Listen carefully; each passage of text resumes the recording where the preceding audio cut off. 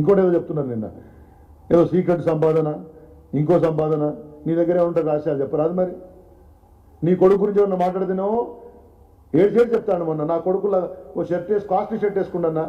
మేము ఎప్పుడు కూడా పదవులు ఉన్నా లేకుండా మాలాంటలో ఒక పద్ధతిగా మాట్లాడుతాం. ప్రజా జీవితంలో 15 ఏళ్ళు మేము కూడా రాజకీయంలో ఉన్నాం, కానీ ఎవరి గురించి అట్లా మాట్లాడాము.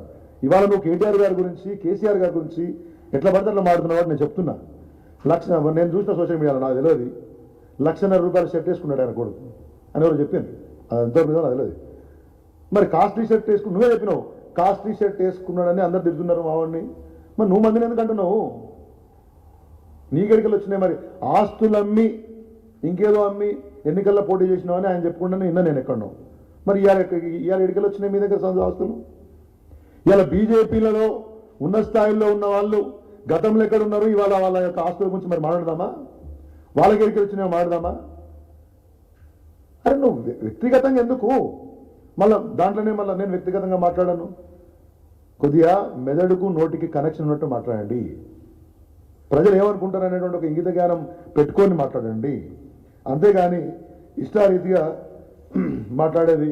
మళ్ళీ ఇంకో విషయం, మేము హిందూ ధర్మ రక్షణ కోసం మాట్లాడుతున్నాను.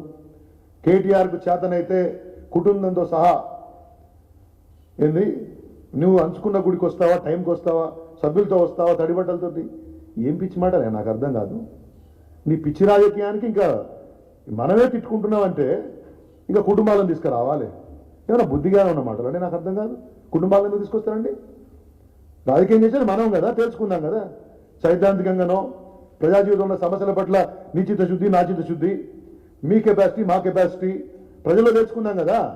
కుటుంబ సభ్యులను గుళ్ళకు రమ్మళ్ళు, ఈ తడిబట్టలతో ప్రమాణాలు, నీకు ఇంతకంటే ఏం రాదు. నీకు తెలిసిన కదా ఒక్కటే ముచ్చట. ఇక నువ్వు ఒక్కరిని హిందూ ధర్మరక్షణ చేస్తావు, మేము ఎవరైనా చేస్తలేము, మాకు తెలియని. యాదాద్రి గుడి కట్టింది ఎవరండి?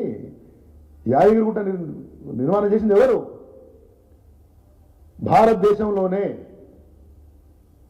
ఈ అట్లీస్ట్ దక్షిణాది రాష్ట్రాల్లో ఓ ముఖ్యమంత్రి అయిన తర్వాత ఇంత బ్రహ్మాండంగా తెలంగాణ సంస్కృతిని, తెలంగాణ ప్రజలందరూ ఇరవైపోయినటువంటి ఒక గొప్పదైనటువంటి గుడిని పునర్నిర్మించింది ఎవరు? కేసీఆర్ గారు కాదా? వారికి హిందూ ధర్మరక్షణ తెలియదు. ఇక నీకెరక మాట్లాడితే మంచిగా ఉండదు. భద్రాచలం రామనారాయణకి ఎన్ని పైసలు పట్టుకొచ్చిరా మీరు? సమ్మక్క సారక్కకి ఎన్ని పైసలు ఇప్పించారు మీరు?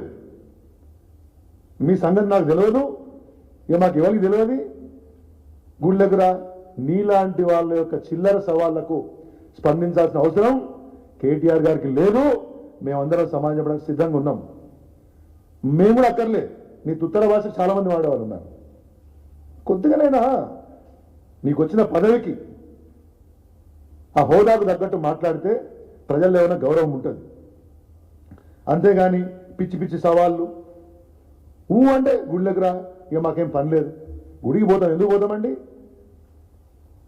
మనం దేవుని యొక్క ఆశీస్సుల కోసం పోతాం, పూజలు చేసుకోవడానికి పోతాం, రాజకీయాలు చేసుకోవడానికి పోతాం. నీలాగా అవసరమా?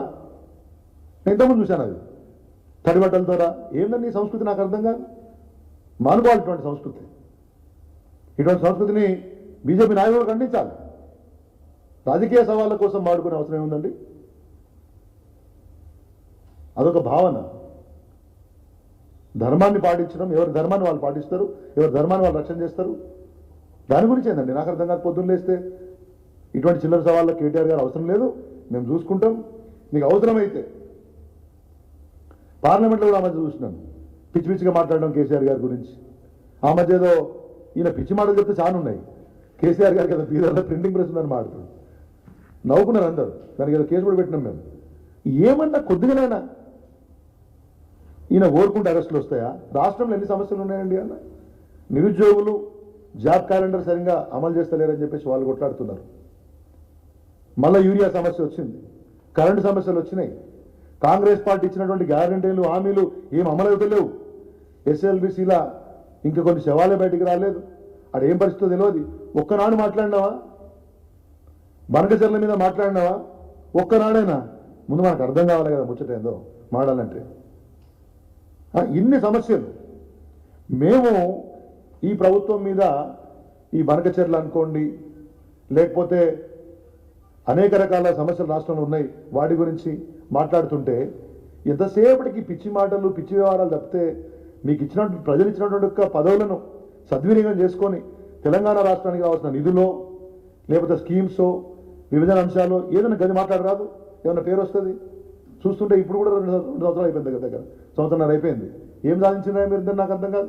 2 కేంద్ర మంత్రులు, 8 ఎంపీలు శని పట్టినట్టు కానీ ఒక్క రయా పైసా తెలంగాణ రాష్ట్రానికి.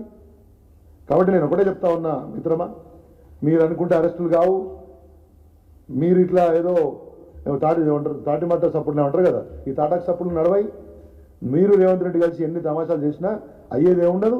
రేపు పొద్దున స్థానిక సంస్థల ఎన్నికలు వస్తున్నాయి, ఆడ బీసీ రిజర్వేషన్ కోసం బీసీ బిడ్డలు కొట్లాడుతున్నారు. మరి మీ వంతు ప్రయత్నం ఏంది? మీ కేంద్ర మంత్రుల వంతుగా గా పనులు చేయండి, పనికొచ్చేటివి. ఇంత లాస్గా మాట్లాడుతున్నావు